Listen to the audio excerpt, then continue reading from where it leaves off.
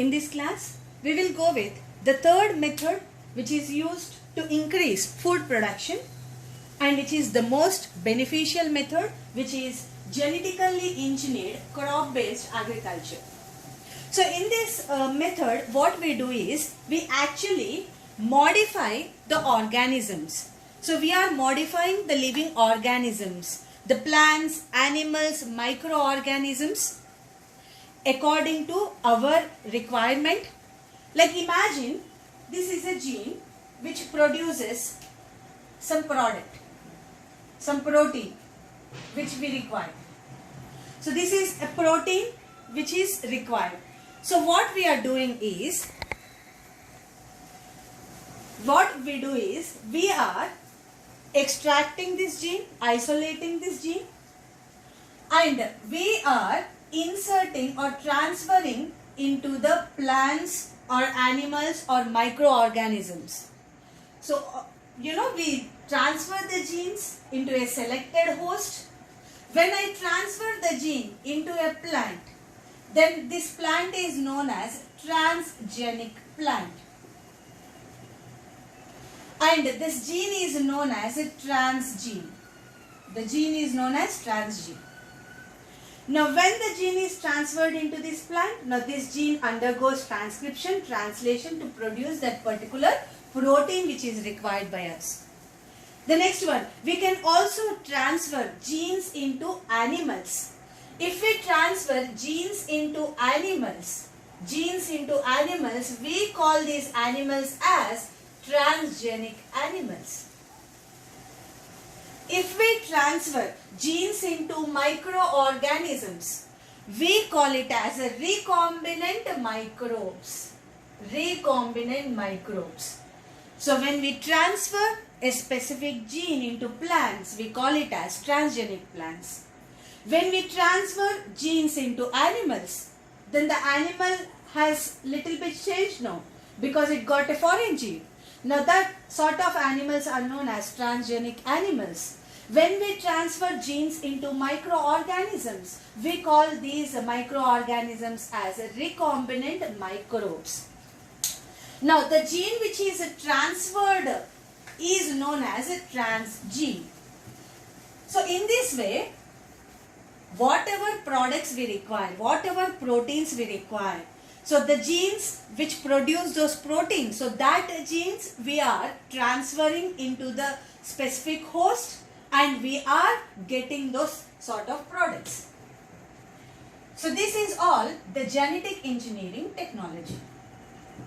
And by this technique, we are creating genetically modified organisms, genetically modified plants, animals, bacteria, fungus and other sort of microorganisms. Right. Now by using this genetic engineering technique, what we have achieved is, with respect to the transgenic plants, here I have written some examples. Let's go with the first one. By using genetic engineering technique, we have created transgenic plants which are tolerant to abiotic stresses. Now what are the abiotic stresses? Cold, drought, salinity, heat. Manamu genetic engineering technique use chesi genes ni మొక్కలలో transfer చేసి transgenic plants ని produce చేసాం. మరి ఈ transgenic plants అంట, they are resistant to or tolerant to abiotic stresses. Cold, drought, salinity, heat ni tattukune vidhanga we have created certain transgenic plants. Second example for this variety is basmati variety of rice is resistant to biotic and abiotic stresses. Now we have created transgenic basmati variety which is resistant or tolerant to biotic stress. Biotic stress means what? It is resistant against various fungal, viral diseases, bacterial diseases, and also abiotic stresses. That means this variety is resistant against abiotic stresses such as cold, drought, salinity, heat. So we have created certain transgenic plants. The next example. By using genetic engineering, we have created pest resistant plants. That means what? these crops are resistant against pests. So pests cannot attack these kind of plants. Example, nematode resistant tobacco. So we have created a tobacco plant which is resistant against a pest, which is nematode. So nematode is a pest. We have created a transgenic tobacco plant which is resistant against this pest. We have also created insect resistant plants. Insect resistant plants. Examples would be BT cotton, BT brinjal, BT soya bean. Now what is this insect resistant plant is? By using genetic engineering technology, we have transferred genes into a cotton plant, and now this cotton plant is resistant against insects. Next, the next one, we have created transgenic plants with reduced post-harvest losses. Now let's understand what is the meaning of this post-harvest losses. Now after harvesting the crop, post-harvest means after harvesting the crop, now the farmer faces lot of problems, lot of challenges.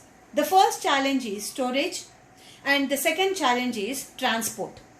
Now for example, imagine farmer has harvested tomato crop, tomatoes. Now these tomatoes, imagine they have to be stored or they have to be transported to long distances. What happens is, because they ripen very fast, now by the time they reach destination, the tomatoes are totally ripened and even they will be getting totally spoiled or bruised. ఈ రోజు farmer మేజర్గా face చేసే problem challenges, first one ఏంటి, storage problem. Second one వచ్చి transport.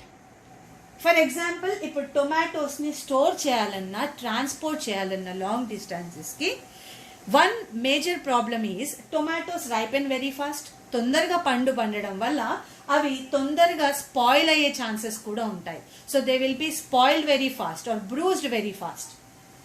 Now after harvesting, post harvesting, so there are many losses which we observe here. Right, now what is the solution? So by using genetic engineering technique, we are creating transgenic plants with reduced post harvest losses.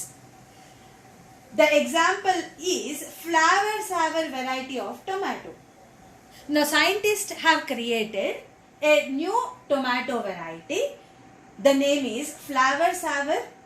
And what is the importance of this tomato plant is, it has delayed ripening capacity.